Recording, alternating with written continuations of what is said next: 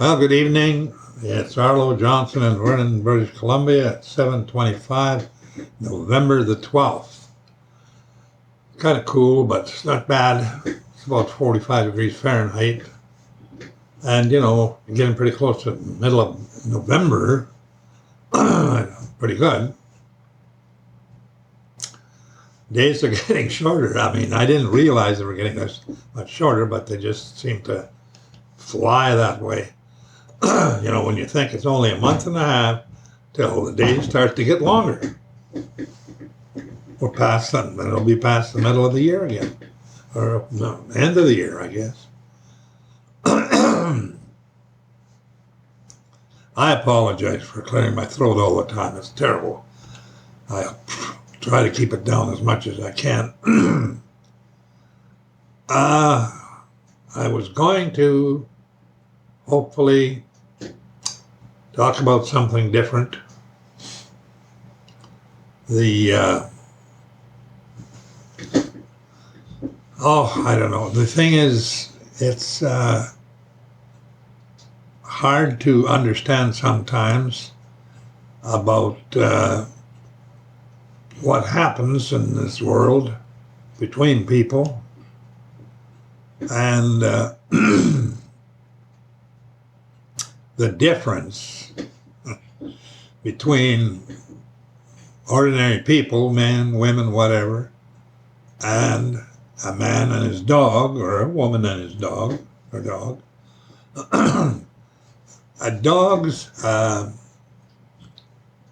allegiance to his master, I guess you'd call it, because I think that's what he considers it to be, is completely different than generally, man to man or whatever. There's some pretty good ones, but the actual level of totality that a dog gives to its master is just about unbelievable. I mean, it is such a rare thing that it's just them that does this. Basically just them. There's really no other animal that will do that. They hold their human master, leader, whatever, owner, in such high regard for a animal to understand. I mean, it's like 100% dedication to that person. It just total. Everything. Their life, whatever. And the joy that is built into them to do this. They love doing this. They can't contain themselves sometimes. And that's a hard thing to figure out, how God could have put such a love or a respect or honor into an animal. There's a lot of people go overboard on animals too. They go to the point where they consider them better than humans, which sometimes they actually do and are, but they still are not that. They are still an animal, and they have to be considered an animal at all times. But if you're honest about it and faithful about it, you would be very faithful to that animal, to that dog, and very fair and gentle and true, and because he is 100% in your service. His whole being is to please you, to do what you want him to do. And he tries his best to try to understand that. Yeah, that's why it's sometimes a real real big bond between a man and his dog, or a woman and his dog too. But it seems like a man and his dog happens a little more, especially if it's an outdoor dog. And, well, I shouldn't say that. I mean, indoor dogs too, house dogs that people have. I remember my uncle, for instance. He was kind of a rough guy, but he had hunting dogs. He had greyhounds. He'd hunt coyotes with greyhounds in the wintertime. And he had a blue kind of a dog. I don't know what make it was or whatever, but it was just about, fur was just about partially blue, like a stripe of blue around his neck and white going down the front and whatever. And I forget what he called him again. But anyway, I forget. I should remember that. Anyway, when the dog died, he was beside himself. He just hated losing that dog. He dug a hole in the manure pile. He had a big high manure pile, and he couldn't bear to go and bury him there. He had to get someone else to do it. So he got someone to come and bury, what was it, Buster or Blue or something like that, old Blue. And he went to town. He didn't come back for 3 days. He just went to town and he got drunk. He couldn't stand losing his dog. 3 days later, he finally came home.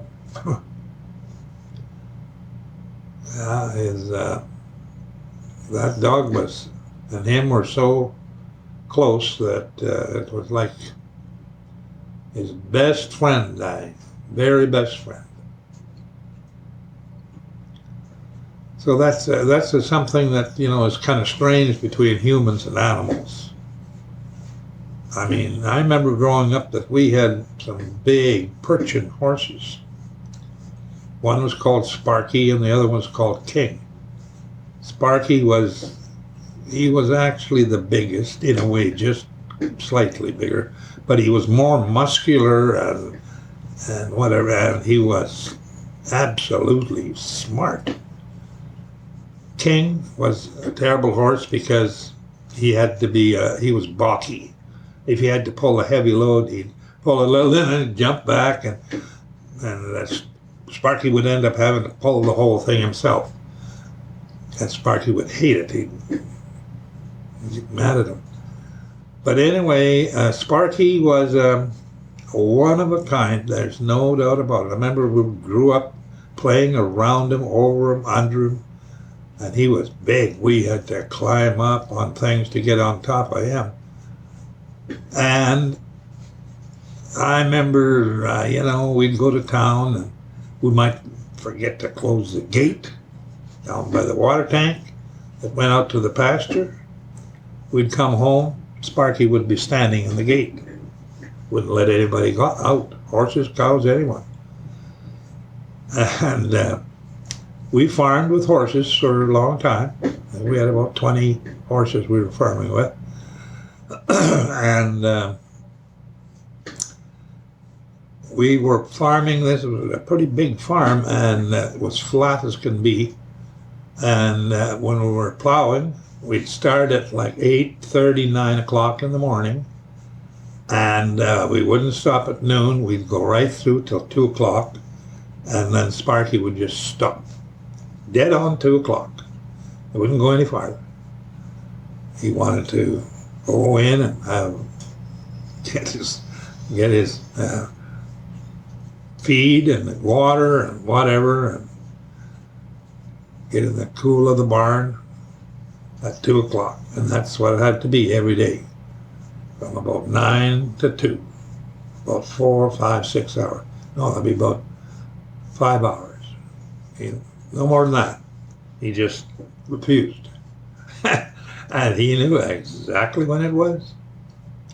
He'd also stop at 10 o'clock in the morning and look around to see where his sugar lumps were.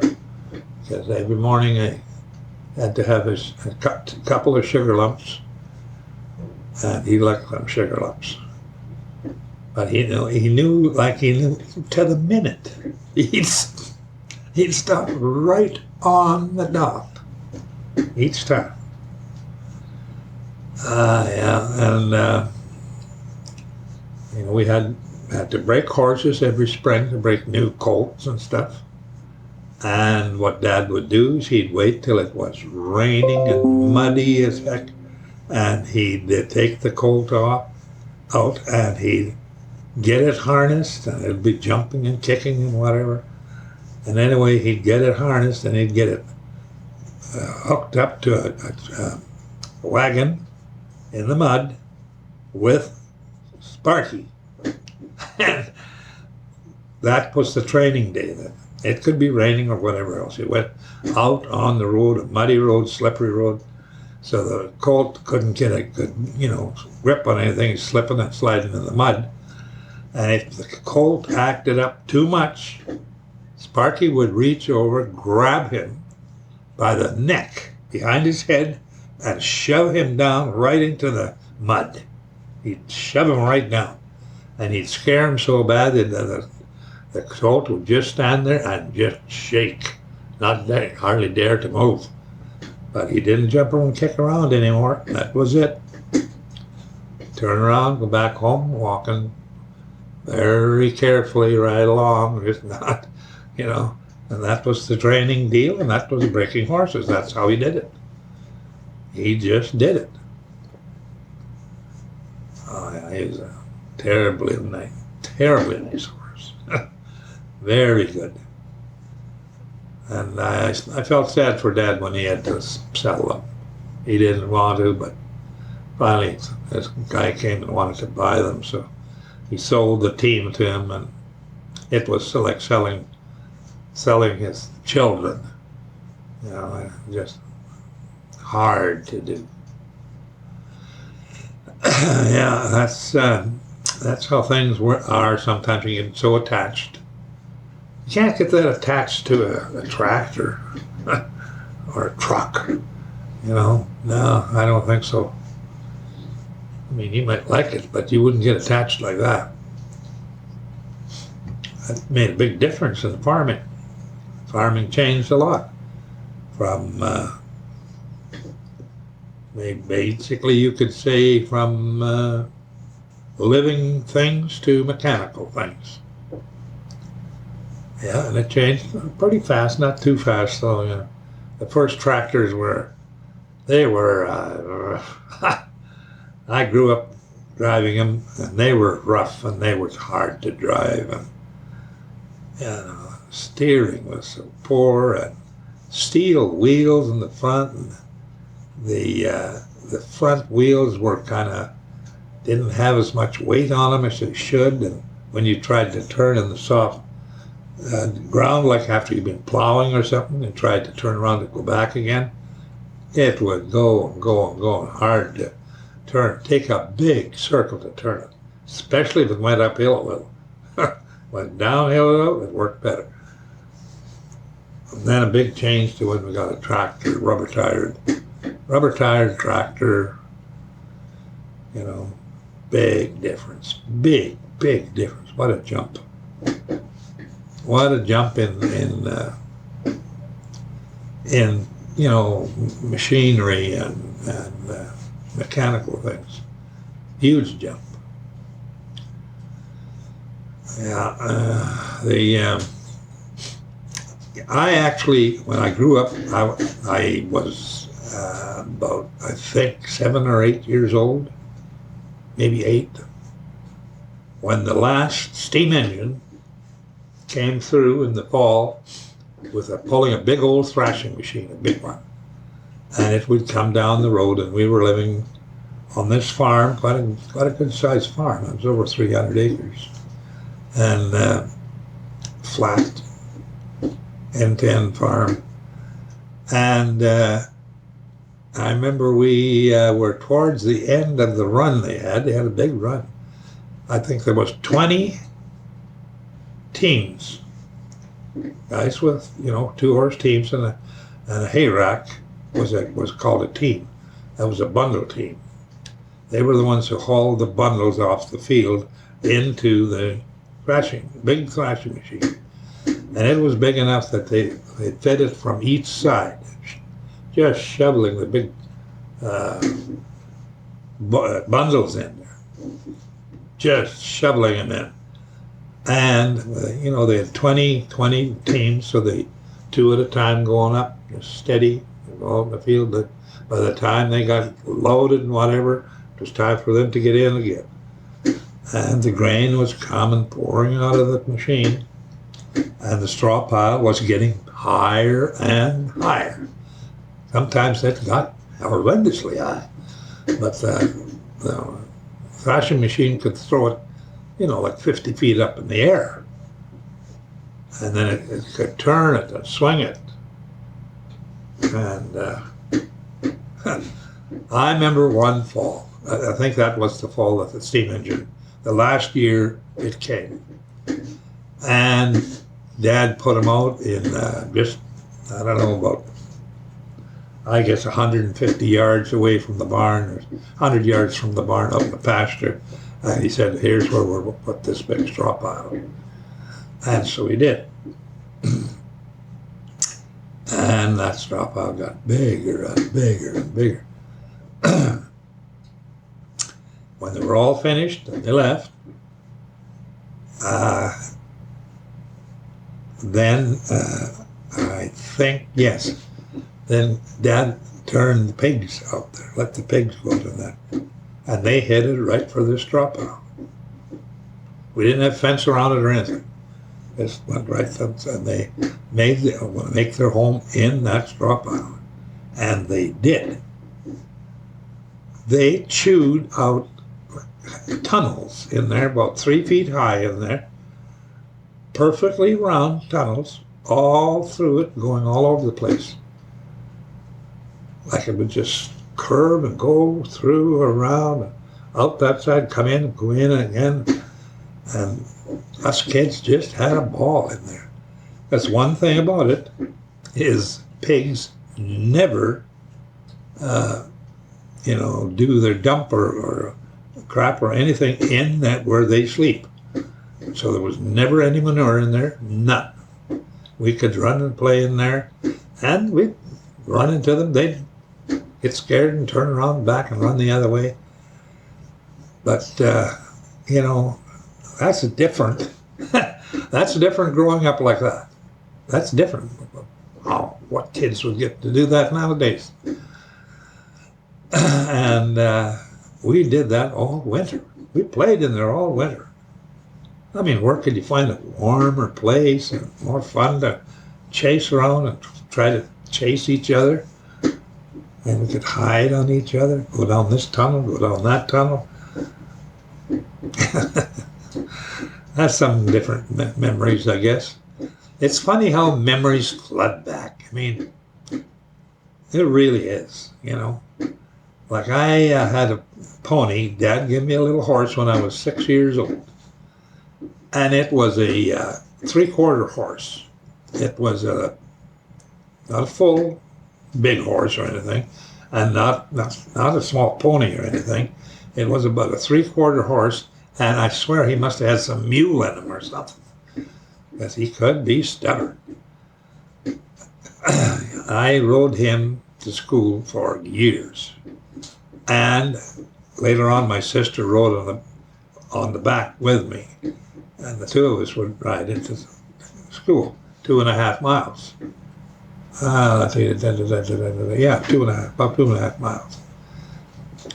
And that went on for a while, and later on I was riding him again because I was going to high school, and I had to take the ride to Couploff. I think it was about 3 miles to catch a bus to go to high school.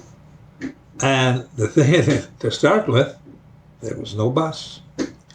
There was a grain truck with a canvas on top. And we rode in the back, and we had blankets over us. And that was it. bouncing it down the road in the back of this truck. Finally, they got a bus. And I had to ride my horse. I think it was about, close to, I think it was pretty near 3 miles. And I had to have feed and stuff there in the corner. And I made a deal with this farmer that I could leave my horse there and feed him.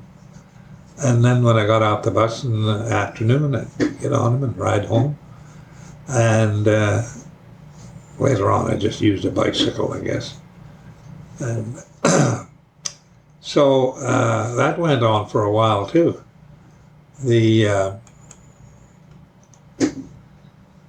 I had that horse for 26 years. Tony. The great wonder horse, Tony. He drove me crazy sometimes. He would be out in the pasture and I'd go, Tony, here, Tony, come on. And he'd look at me and he'd wait till I'd have a pail with a little bit of oats in it and shaking it, And he'd hear that. He liked the oats, And he'd let me get just about to where I could put a rope around his neck or collar or something. And then he'd trot off and stand and look at me. And just used to drive me. Oh, I'm going to get you. I'm going to get you. Then finally it was like, okay. And like if I fell off or something, he'd never leave. He'd just stand right there and he'd wait till I could get up. He wouldn't move. Perfectly good that way. Always. Wouldn't leave me at all. Yeah, he was, I used to ride full gallop, chasing horses through the bush, trees. And I rode bareback all the time. And I'd go full gallop through the trees. And I don't know how the heck I did that without hitting something. But he did. He dodged through the trees. And he'd chase the other horses. He'd just chase them. Yeah.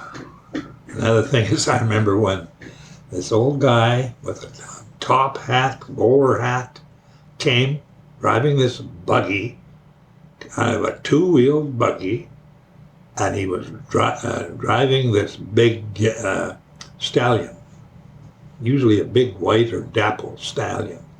And the stallion was so charged up, kind of like, snorting and kind of bouncing sideways down the road. And that was the stallion he came around to service the mares we had. And I thought, oh my gosh. And he had this whip and driving this big stallion, and a little fat guy with a bowler hat on. And I thought, man, what a kind of a job is this? But anyway, he came around and that's what they did.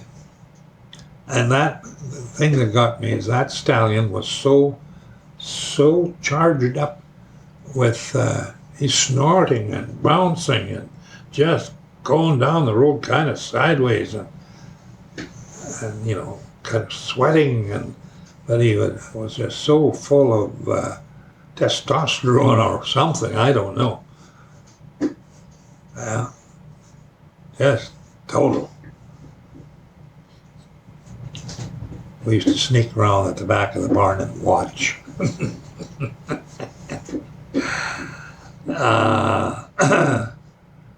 Yeah,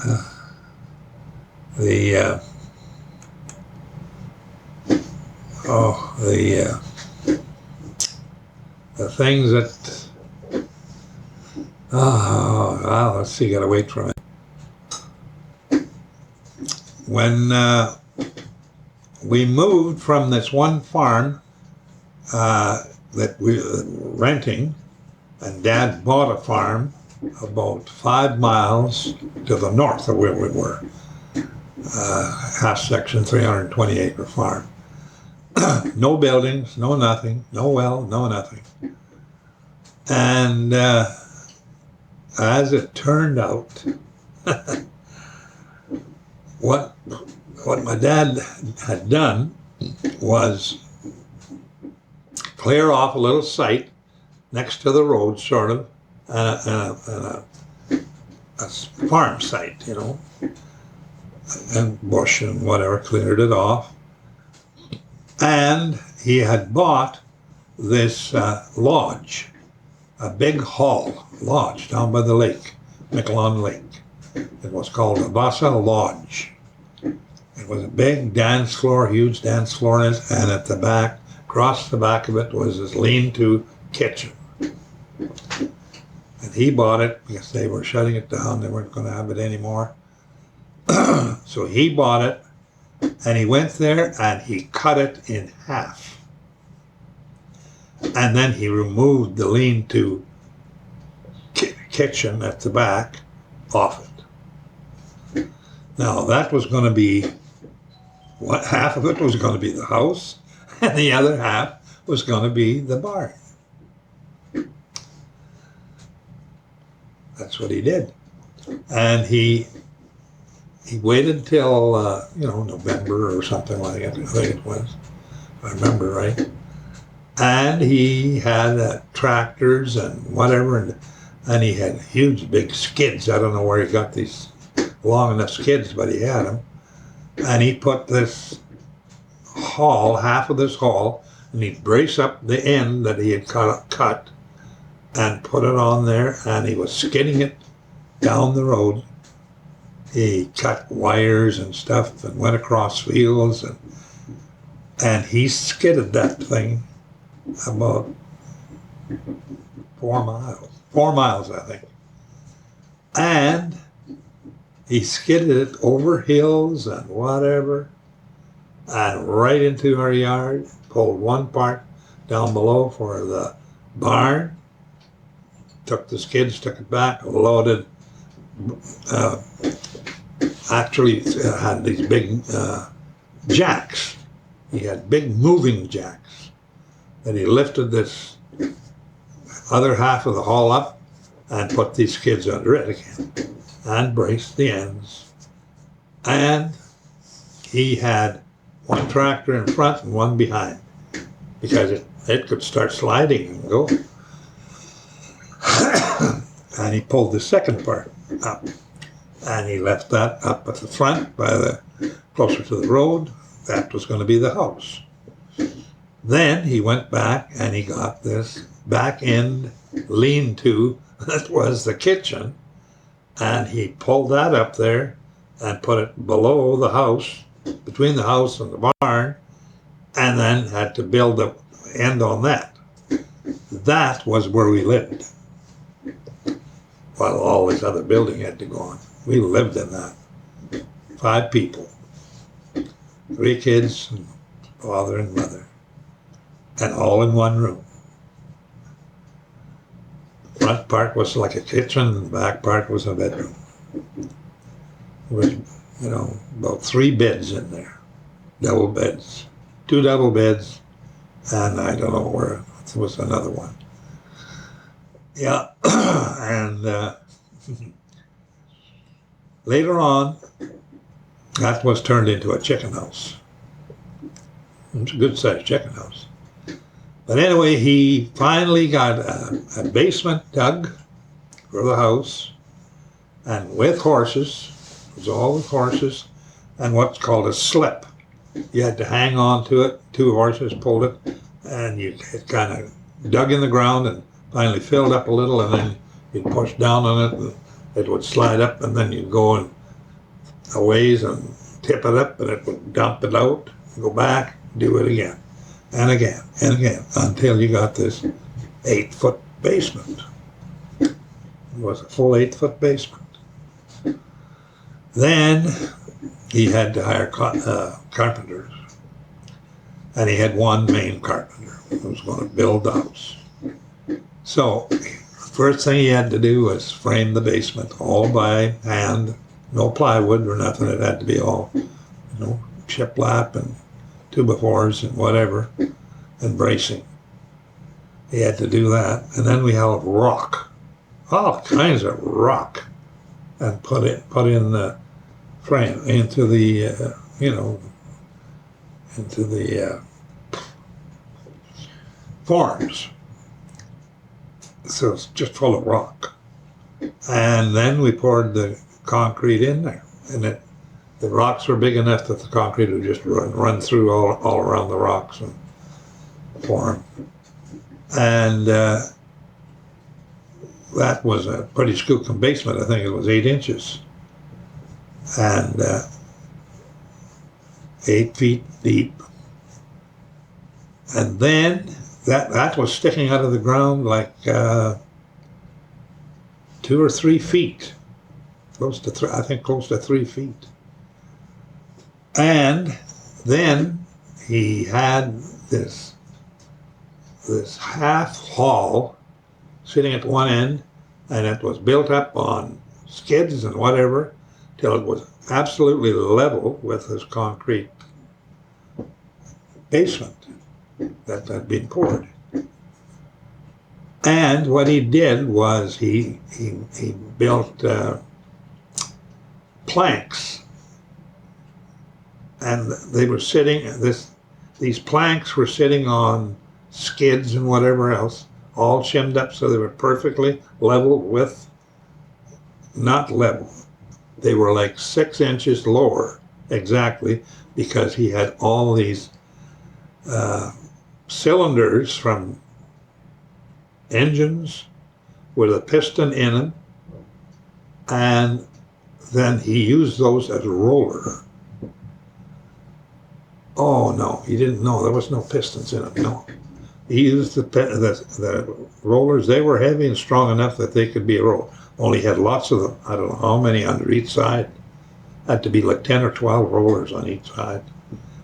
And what he did was, I don't know how he pushed it, but he'd push it along, and he'd put his crowbar through these cylinders and just adjust them and steer it. He could steer it exactly the way he wanted, and it steered it right on top of the concrete, kept going all the way, and when he got to the end, he stopped exactly when it was completely right over the top and square. Then he jacked them up, and he had braces or skid deals inside the basement, and he lifted that, took the cylinders out, and then he let it down with these jacks, just straight down. I thought that was a pretty smart deal. And it came down exactly right in the corners, exactly. I had to give him real credit for that. No two ways about it. He did a good job of that. He didn't have to do that with the barn. The barn, just, I think we had a footing poured around it, and the barn was set on that. And the one end was built in again, closed off with doors in it, and we had an actual loft in the ceiling up because it was that high. It was high, it could be a loft. Down below we had cattle, horses, pigs, big barn door on one end. And, there was barn door on each end, because I'd go through there with a stone boat and haul manure. Drive through there with a little tractor. Yeah, I could tell you a story about that.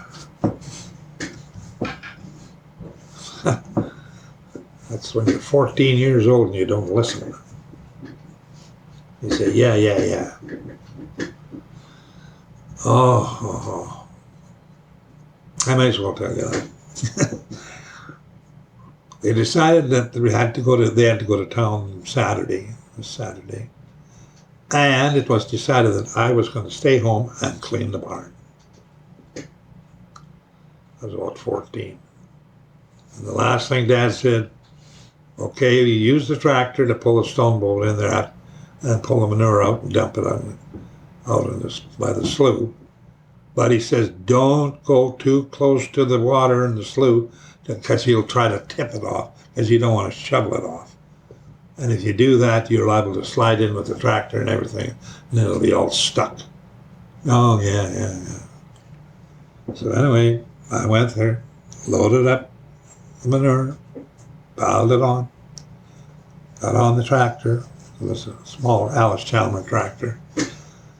Went out and thought, well, I think we'll just see if we can get along pretty close to the edge here and kind of tip it. That way it'd be easier for me to. I got along the edge and the manure was too soft, too close to the water, and the tractor just sank to the right and right out into the slough and the manure and the water and everything. I couldn't get it out of it. I had to jump off the tractor. So I went to the house and I thought, now what am I going to do? I was 14. We had a big heart par. We used that for braking. And we'd plowed with it and whatever. It was a big old 2-cylinder boom, boom, boom, boom, boom thing. And big cylinders and, pretty strong tractor. The only thing was, it was horrible to drive because it would have like a 1.5 turns of play in it. Go this way, go that way. And anyway, I thought to myself, I got to get a big cable. We got a big cable. I'm going to take this big cable and I'm going to go in behind the barn on the other side of the slough through this bush and get turned around and get the cable across the water, hook it up to the Alice Chalmers and pull the Alice Chalmers right through the slough out to the other end. It'll pull it through. And I thought, oh. So anyway, I knew how to start this old heart bar. You had to open the petcocks on it and a big flywheel. You had to turn this flywheel and get these big cylinders going, whoosh, and I had to prime it with distillate. There's little cups on top. And this distillate, was a magneto that would kick out a real big spark in there. And I'd flick it and flick it. And finally, boom, boom, boom, boom, boom, boom. Away it goes. I closed these petcocks off and let it idle for a minute. And I thought, okay, can't let it run this very long without water. I got to get to the water tank. And this will take about 40 gallons of water. So I got up close to the water tank, and I'm looking, and shoot, that's too far away. I can't reach that far. I got to get a little closer.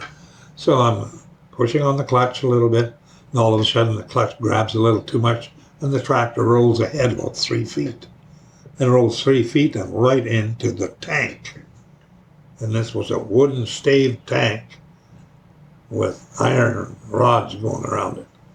It just collapsed it in, and the water just poured out of there. And I thought, oh, can't do anything about that. That's had it now. I better get a 5-gallon pail and quickly put water in this tractor. So I scooped it up, got it in there, got the tractor. The tank was there, half broken down, half. There was only maybe 8 inches of water left in it. And I thought, oh. So I'm going to go around the house, but below the house, and we had big poplar trees. I mean, they were like 1.5 feet big. They were big. And there was other trees called Bangalian. They were bigger yet. They were like 1.5 feet, 18 inches or something. Big trees all through there. But they were far enough apart I could drive between them. Or I thought I could. Anyway, I got it going, got the cable on, and I still haven't given up. And I start heading through these trees to get down to the other side so I could get it turned around by the slough and pull the tractor through. Anyway, I'm standing and I'm going through there with the clutch in one hand and the steering wheel in the other, and I'm going through, a little at a time, trying to get around these trees. And I finally got, so I had was a pretty tight deal to go through these two trees. And I give it a little clutch to go, and it rolled ahead, and I was trying to steer, and I couldn't steer good enough, and the right front wheel hit the big tree and broke the axle right off. The tractor just went down on the right side like that. And I thought, I've had it. Now I've really had it. And I don't know if you can understand that kind of a feeling. Total failure. And all started with me doing what I shouldn't have done. That even made it worse.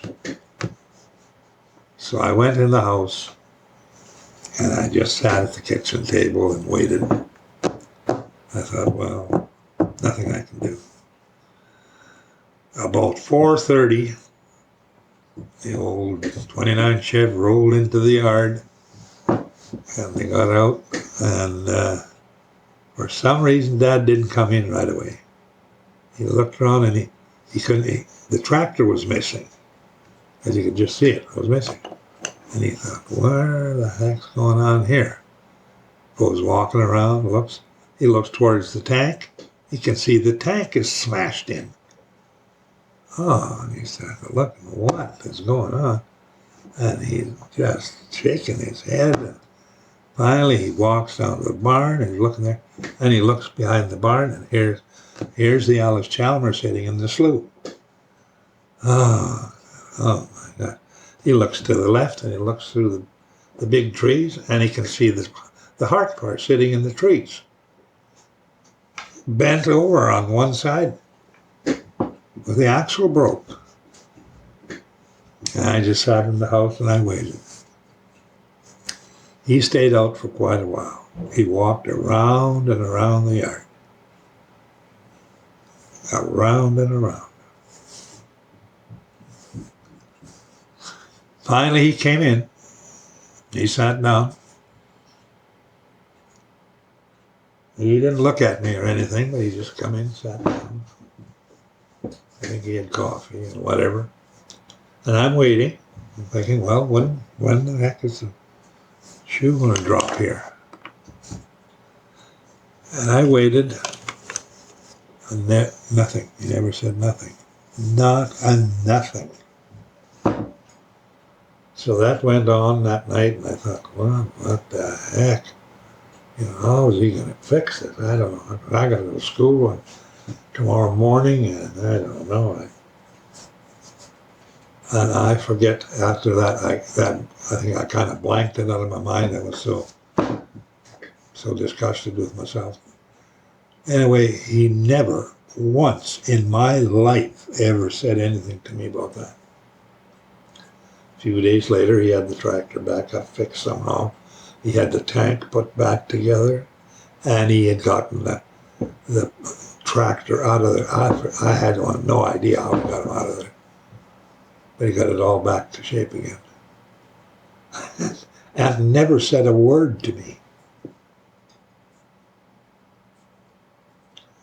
Never said a word. That happened to me all my life. That's how he treated me. In my whole life. As his son, I never heard one cross word. Ever. He treated me like I was a prince or something. And I couldn't understand it. Sometimes he'd be sitting and he'd just be looking at me. And I'd think, what's going on? It made me uncomfortable, actually. But it wasn't like, if it was for me, it just like automatic, whatever Arlo wants. And, how two people could treat their son like that his life is hard to believe, but they did. They were just like, well, like I say, they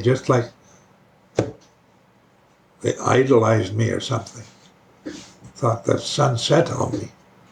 And it really bothers me, but, they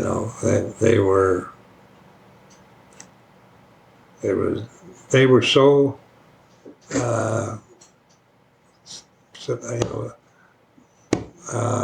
supportive of me that it was unbelievable.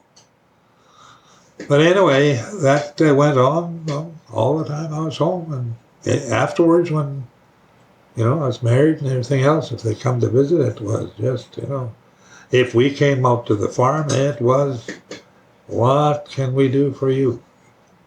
Yeah. And at the time, I didn't appreciate it all that much because I got so used to it. But later on, I started to realize how they honored me. I couldn't really believe it. But anyway, that's the parents I had on this planet. Could never have got anything better. Never. Money couldn't have bought it. Nothing. So I'm going to leave it at there now, and going to say that I'm grateful, really grateful that I had parents like that. Nothing but good memories from them. Nothing. Just good memories. I just hope that they're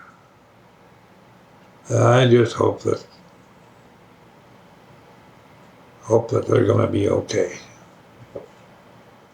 And that's all we're going to talk about tonight, I believe. So God bless you, and we'll see you later.